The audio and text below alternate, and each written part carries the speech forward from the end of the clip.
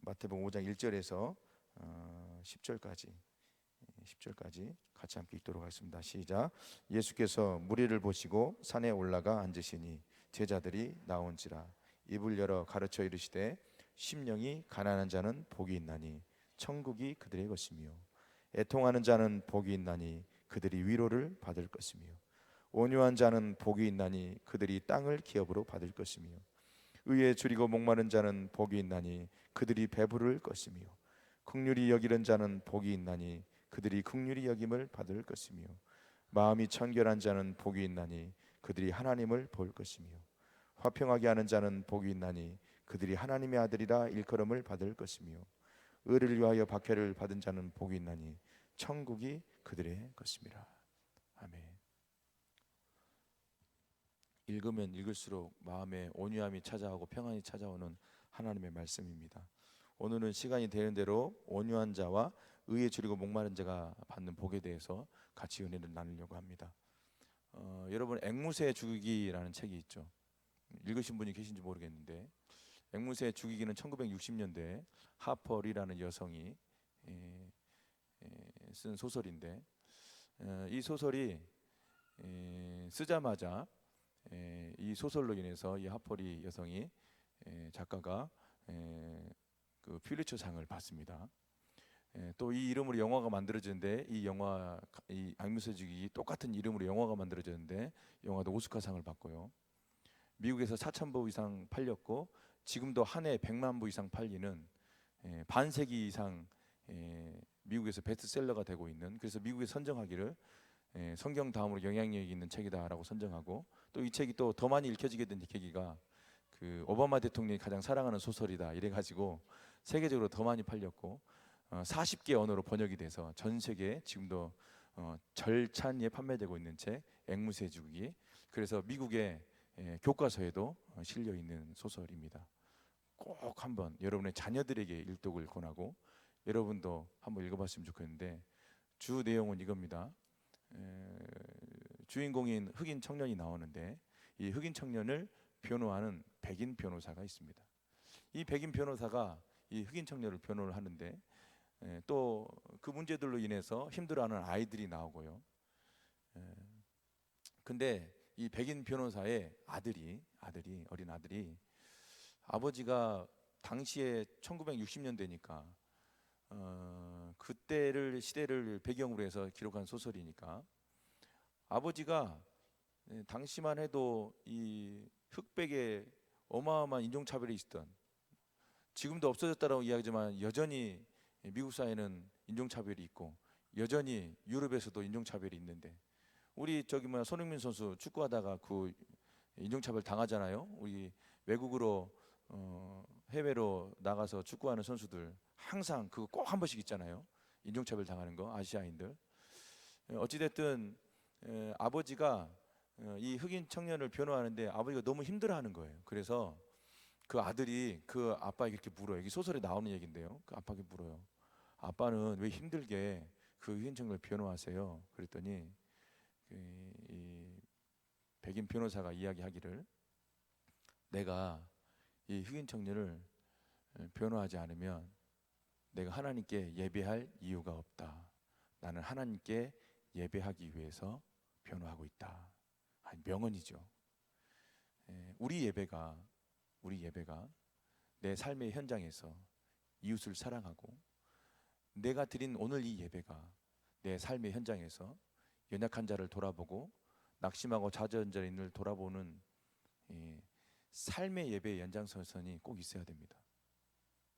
여러분들이 예배드리는 횟수만큼, 저도 제가 설교한 횟수만큼 그렇게 좀 성숙했으면 좋겠는데, 그렇지 못한 제가 늘 하나님 앞에서 부끄럽지만 그럼에도 불구하고 여러분들이 오늘 드린 예배가 그 누군가에는 사랑이 되고 축복이 되기를 축원합니다. 그런 의미에서 이 팔복은 제가 지난주 말씀드린 대로 그런 사람이 되기 위해서 내가 마음이 청결한 자가, 심령이 가난한 자가 되고 애통하는 자가 되고 온유한 자가 되고 의에 줄이고 목마른 자가 되고, 내가 무던히 노력해도 이렇게 될 수가 없다.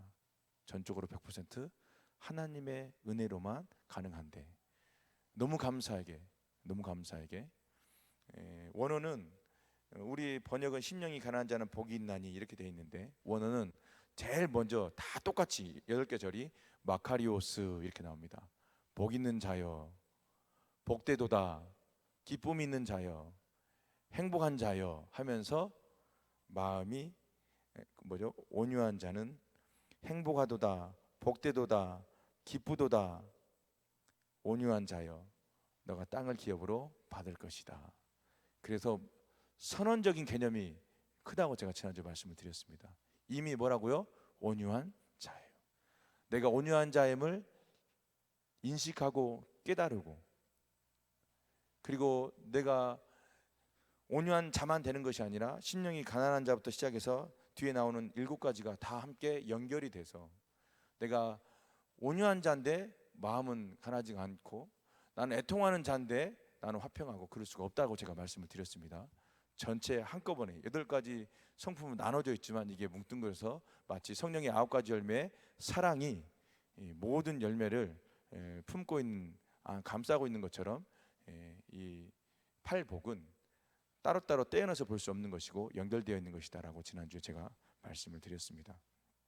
온유한 자, 그러나 이제 문자적으로 또 성경적으로 제가 나누기를 원하는 건데, 온유한 자, 기본적으로 이게 온유 그러면 태어날 때 성품적으로 좀 이렇게 부드럽고 부드러운 카리스마, 카리스마는 단어가 좀 강하게 우리가 지금 쓰임 받고 있어서 카리스마는 단어 좀 그렇습니다. 내가 부드럽고, 누가 하자 그러면 노 할 줄 모르고, 예스맨들 있잖아요.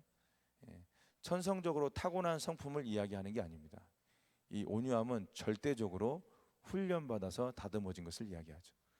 원어적으로는 그렇게 설명해요. 윌리엄 바클레이 주석가는 그렇게 설명을 합니다. 이 단어를 이 프라우스라는 단어인데, 프라우스. 그래서 그 말 경기하잖아요. 거기에 말 이름에 프라우스라는 말들이 꼭 있습니다. 여러분은 경건하셔서 그런 경기 잘 안 보셨을지 모르겠지만 저는 봤습니다. 근데 거기 보면 프라우스라는 말 이름들이 가끔씩 나와요. 이게 헬라 원어거든요. 온유한 자, 프라우스. 무슨 뜻이냐면 말을 조련해가지고 이 조련사의 말을 100% 듣도록 조련해서, 조련사가 가자 그러면 가고 쓰자 그러면 쓸 수 있도록 그렇게 훈련되어진 상태, 이게 프라우스입니다. 제가 설교하면서 가끔 제 이야기를 하는데, 제가 처음으로 사역을 시작했던 제 모교회이기도 한데, 광주광역시 북구 우산동에 있는데 지금은 이제 삼각동으로 이사가서, 본래는 운광 성결교회였고 이제 이사가면서 생명수샘교회로 이 이름을 바꿨는데, 거기 목사님께서 저를 보고 항상 정전도사는 길들여지지 않은 야생마다, 항상 그랬어요. 지 멋대로 한다는 얘기죠. 지 멋대로 항상 그러셨어요. 소나 말은 사람보다 힘이 무지막지 셉니다. 소는 제가 집에서 키워봐서 알고, 소를 끌고 다녀봐서 알아요. 소가 이제 적당히 한 10개월에서 12개월 정도가 크고 나면 우리 아버지께서 이 코에다 이 코를 뚫어요. 아침부터 이런 표현 죄송한데, 뾰족한 나무 꼬챙이가 있어요. 그 꼬챙이를 가지고 동생하고 저는 옆에서 소를 잡으러 그래요. 그러면 우리가 소를 잡아봐야 소가 얼마나 제어가 되겠어요.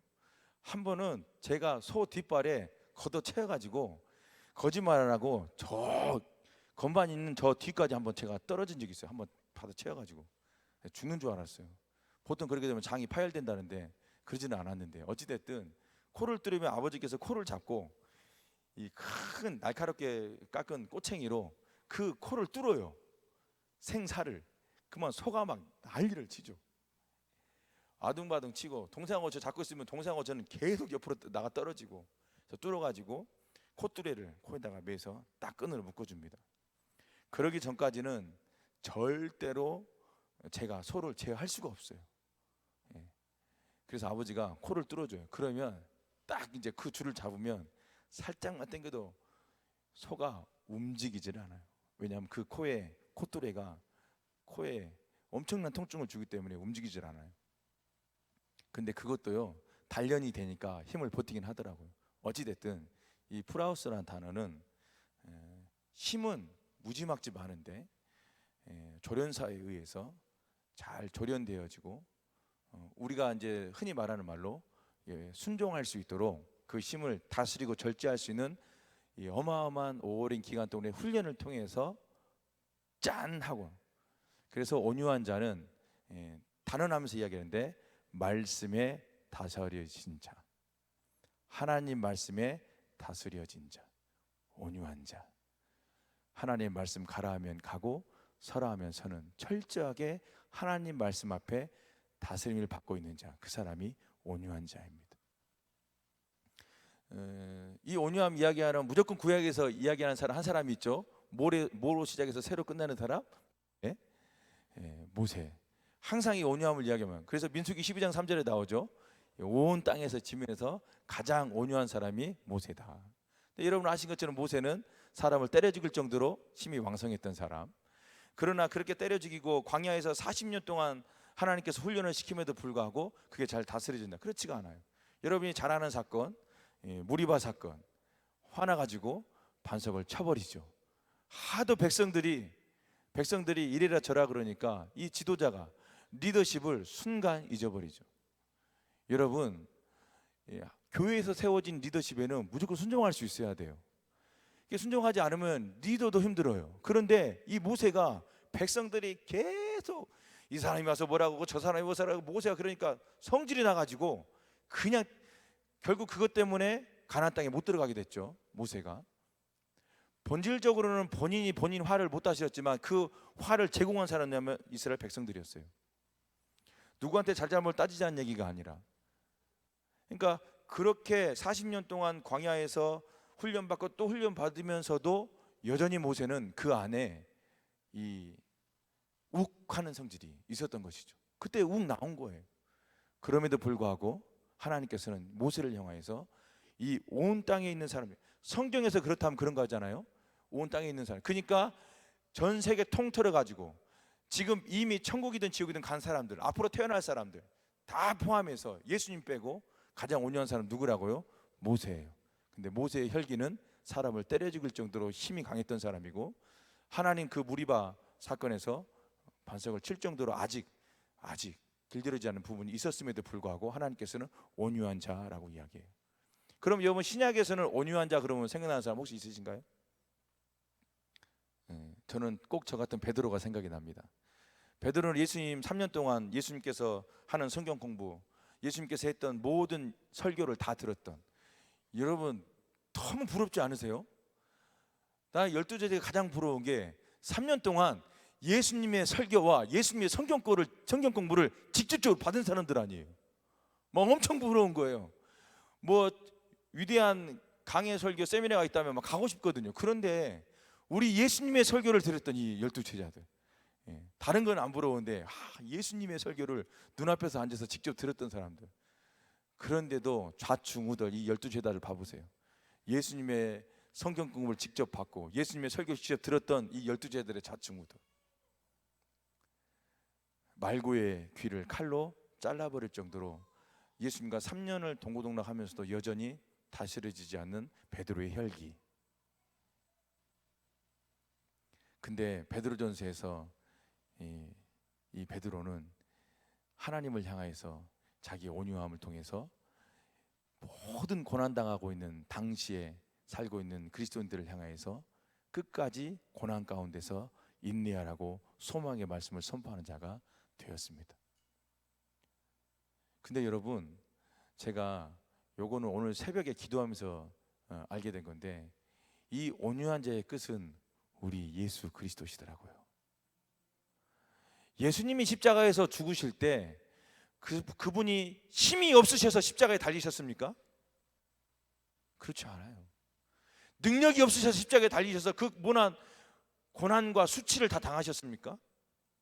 제가 세가정 예배에 대해서 늘 이것을 말씀드리는데, 예수님은 십자가에 달리실 때 아무것도 입고 있지 않으셨어요. 예수님은 그 고난과 특히 이 부끄러움과 수치, 우리가 옷 하나도 입지 않고 그 십자가에 달렸을 때 그 수많은 사람들이 와서 다 봤단 말이죠.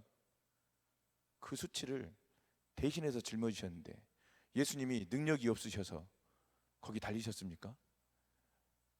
그래서 나는 온유하고 겸손하니, 예수님께서 이 마태복음에서 11장에서 이야기하고 있는 나는 온유하고 겸손하니, 나의 멍에를 메라고 하는 이 멍에는 십자가잖아요. 근데 예수님께서 본인 입으로 그래요. 나는 온유하고 겸손하니. 그 온유함을 우리 예수님께서 십자가에서 보여주셨어요. 예수님이 능력이 없어서 십자가에 달리신 게 아니에요.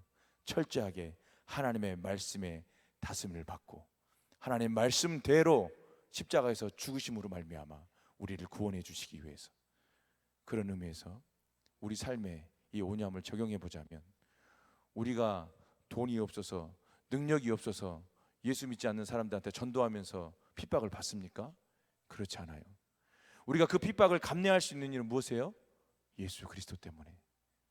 그게 바로 온유함이에요. 그렇죠. 예수 믿지 않는 사람들이 심지어는 동창회라든지 어떤 모임 가운데 갔을 때도 얼마나 조롱한지 몰라요. 그들의 대화 가운데, 왜냐하면 내가 예수 믿는 거 뻔히 알고 거기 지금 앉아 있는데 대화를 은근히 들어보면 예수 믿는 사람들을 은근히 깝니다. 제가 이렇게 깐다고 이야기하지 바로 왔잖아요, 피부로.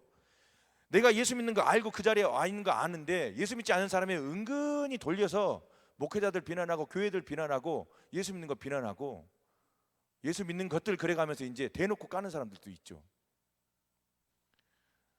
우리가 혈기가 없어서 자존심이 없어서 참습니까? 아니죠. 우리 예수님 때문에 참는 거죠. 그게 프라우스, 온유한 자예요. 근데 이 온유한 자가 받는 복이 땅을 기업으로 받을 것이다. 이게 도대체 무슨 뜻일까? 하나님께서 각자에게 주신 삶의 자리에서 이 땅에 살면서 각자가 견뎌내고 감당해야 될 하나님의 뜻이 있는데, 그 하나님의 뜻 안에는 우리가 생각한 것보다 고난이 많습니다. 예상한 고난 말고요, 갑자기 나도 예상하지 못했던 고난들이 내 삶 가운데서 불쑥불쑥 튀어나옵니다. 특별히 건강의 문제, 자녀들의 진로 앞에서 진로의 문제, 특별히 자녀들의 사춘기 문제, 또 남편들이 잘 살다가 죄송하지만 딴 데다 눈을 팔기도 하고요. 이 남편들이 잘 가다가 엄한 짓들을 합니다. 여기 그 남편이 여기 서 있잖아요. 이 남편들이 문제예요. 항상 이 남자 동무들이 문제거든요. 잘 가다가 딴 데 눈을, 이 갑작스럽게 찾아오는. 그럼에도 불구하고 여러분, 이게 하나님의 모든 주권 안에 있음을 인정하십니까? 그게 그리스도인이죠. 그게 하나님의 은혜를 아는 자죠. 그런데 그 모든 것들을 딱 나오면 이건 하나님께서 내게 허락하신 고난이야. 왜? 나를 자만하지 않게 하기 위해서. 사도 바울이 고백한 것처럼 그렇게 딱딱 받아들일 수 있는 것, 그게 온유한 자의 극치예요. 다시 말하자면 그게 예수 그리스도셨어요. 근데 땅을 기업으로 받을 것이다. 제가 많이 찾아보면서 결론 내린 게 뭐냐면, 제가 그랬죠. 이 팔복에서 가장 중요하게 이 마태가, 당시 이 마태복음을 읽는 사람의 독자들이 유대인들이었습니다.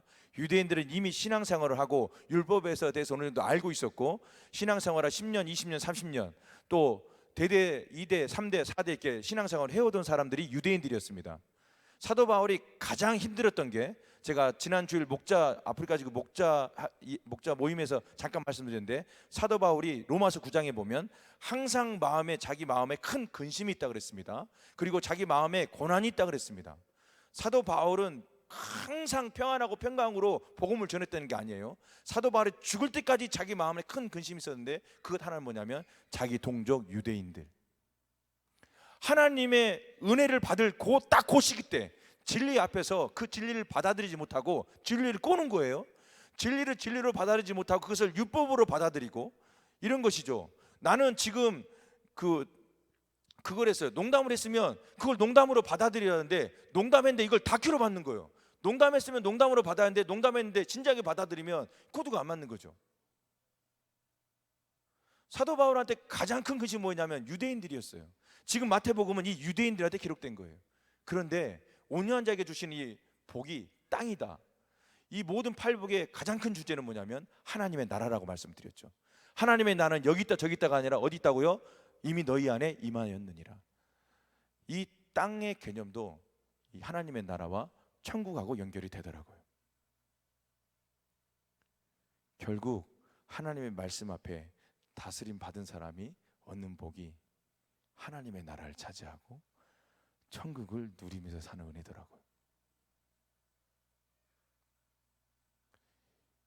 이쯤에서 오늘 기도가 다른 말씀 안 붙더라도 딱 요 한 말씀만 붙들고, 하나님, 내 아들이 온유한 자가 되게 해주십시오.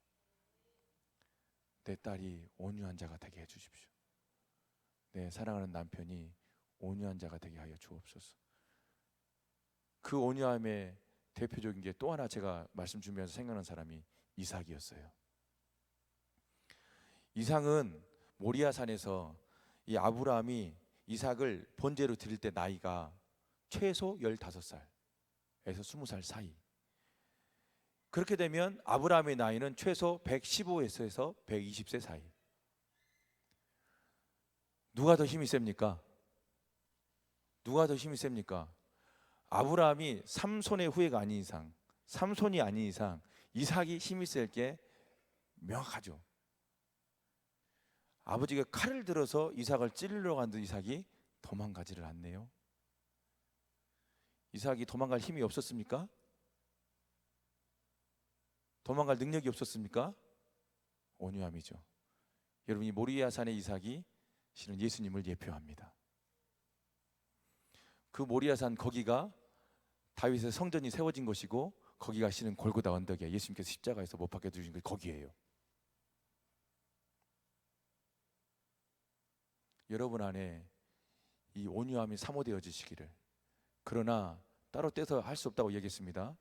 처음부터 차근차근, 지난주 말씀드린 대로 심령이 가난한 자, 심령이 가난해지면 차근차근 애통, 온유, 의에 줄이고 긍휼히 여기고 마음이 청결하고 화평하고 차근 하나님께서 그렇게 여러분의 자녀들을, 그리고 여러분의 남편을, 그리고 우리 교회를, 그리고 여러분 자신을 그렇게 하나님께서 빚어가실 것을 믿습니다.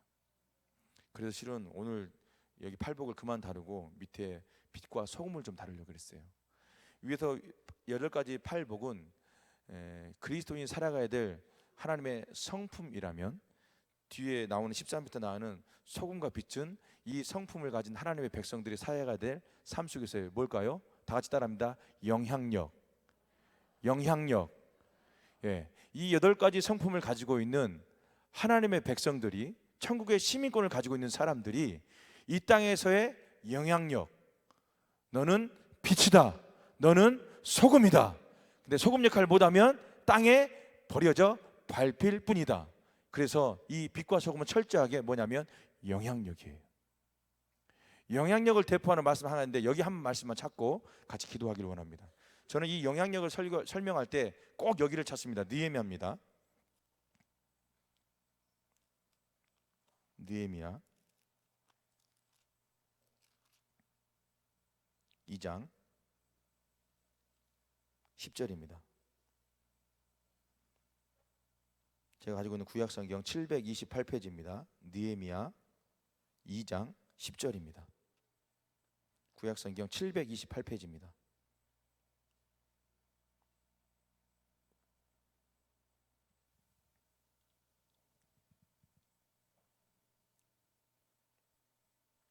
같이 읽겠습니다. 시작. 호론 사람 산발락과 종이었던 암몬 사람 도비아가 이스라엘 자손을 흥왕하게 하려는 사람이 왔다 함을 듣고 심히 근심하더라. 느헤미야의 영향력이죠.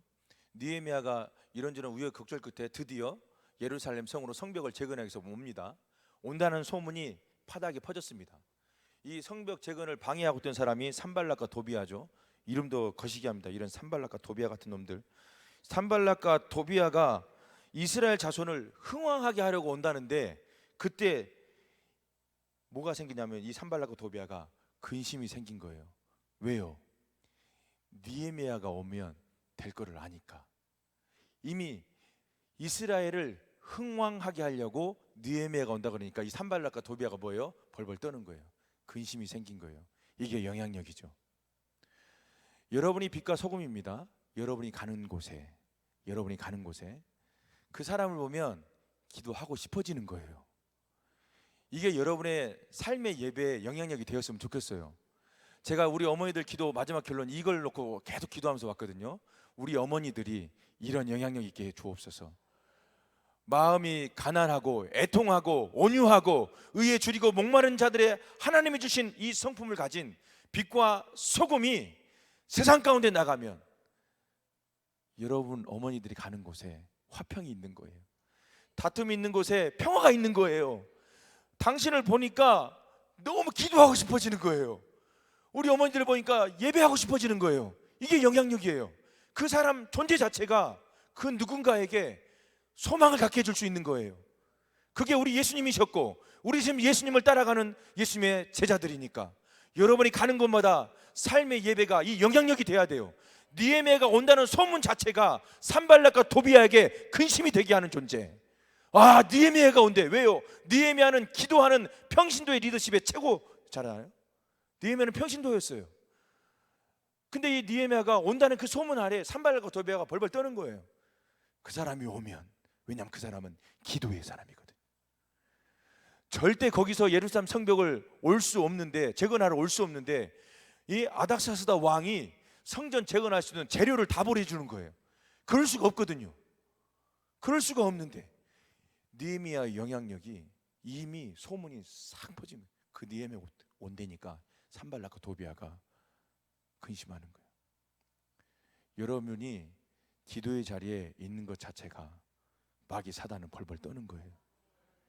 기도하면 성령을 주실 것이고 성령을 주시면 내 믿음은 더욱더 강건해질 것이고 믿음이 강건해지면 선포하게 될 것이고 선포하면 그 입술의 권세의 능력으로 장자권을 누릴 수 있기 때문에 오늘도 여러분의 기도의 자리가 더욱더 깊어지고 뜨거워지길 축원합니다. 그러나 여러분이 드린 이 예배 한 번이 여러분의 삶의 자리에서 영향력이 되시기를, 빛 같은 영향력이 되시고 소금 같은 영향력이 되시기를, 그래서 밖에 버려져 밟힐 뿐이니라 내 존재 자체가 무엇 때문에 사는지, 내게 주신 하나님의 영향력이 무엇인지를 모르고 사는 사람들은 소금의 역할을 안 하는 것이죠. 빛의 역할을 안 하는 것이에요. 죄송하지만 그리스도인으로서 예수님의 제자로서 직무유기입니다.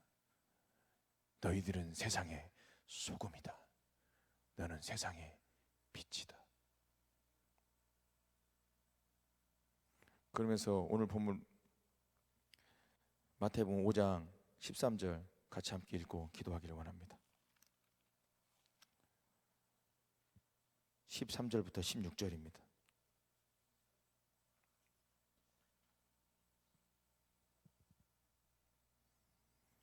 여러분들이 그런 영향력이 있는 위대한 어머니가 되시기를 축원합니다. 나는 어머니입니다. 우리는 어머니입니다. 기도하는 어머니의 자녀는 절대로 망하지 않습니다. 기도하는 어머니가 있는 한 여러분은 삶의 예배에서 그 선한 영향을 끼칠 수 있는 하나님의 사람이 될 것을 축원합니다. 그런 사모함으로 13절부터 16절까지 같이 읽으시면서 다시 한번 나는 소금이다, 나는 빛이다 다짐하시고 새기시기를 바랍니다. 같이 읽겠습니다. 시작. 너희는 세상의 소금이니 소금이 만일 그 맛을 잃으면 무엇으로 짜게 하리요? 후에는 아무 쓸데없어 다만 밖에 버려져 사람에게 밟힐 뿐이니라. 너희는 세상의 빛이라. 산 위에 있는 동네가 숨겨지지 못할 것이요 사람이 등불을 켜서 말 아래 두지 아니하고 등경 위에 두나니 이러므로 집안 모든 사람에게 비치느니라. 이같이 너희 빛이 사람 앞에 비치게 하여 그들로 너희 착한 행실을 보고 하늘에 계신 너희 아버지께 영광을 돌리게 하라. 결국 여러분의 영향력은 그 끝은 하나님의 영광이 되어야 되는 것입니다. 여러분이 빛입니다. 여러분이 소금입니다. 그 영향력은 철저하게 하나님께로만 영광, 하나님의 영광. 우리의 부족한 연약함을 통해서 하나님의 영광 드러낼 수 있다면 얼마나 감사하고, 그래서 우리 교회에서 늘 하는 말, 써주신 것에 감사하고, 써주셔서 감사하고, 쓰임받아 감사하고, 내가 그 자리에 있을 수 있어서 감사하고, 내가 주의 몸된 교회에 와서 하나님이 주신 사명 앞에, 소명 앞에, 누가 보든 보지 않든 작게나마 크게나마 하나님 앞에서는 작고 큰 게 없습니다. 우리가 가려놨을 뿐이죠. 하나님 앞에서는 주의 몸된 교회와 영혼을 섬길 수는 작고 큰 게 없습니다. 하나님 앞에는 다 커요. 다 큽니다. 여러분의 섬김의 자리, 예배 자리가 더욱더 굳건해지시기를 축원합니다. 제가 기도하겠습니다. 기도할 때 방송 씨는 지난주에 제가 주었던 그 말씀, 그 찬양 틀어주시고 오늘 같이 묵상으로 기도했으면 좋겠습니다. 제가 기도하겠습니다. 살아계신 아버지 하나님, 우리 예배 한 번이 선한 영향력 되게 도와주셔서 우리 삶의 자리에 돌아가 빛과 소금의 역할을 넉넉히 감당하게 도와 주시옵소서. 너희는 세상의 소금이니라. 너희는 세상의 빛이니라.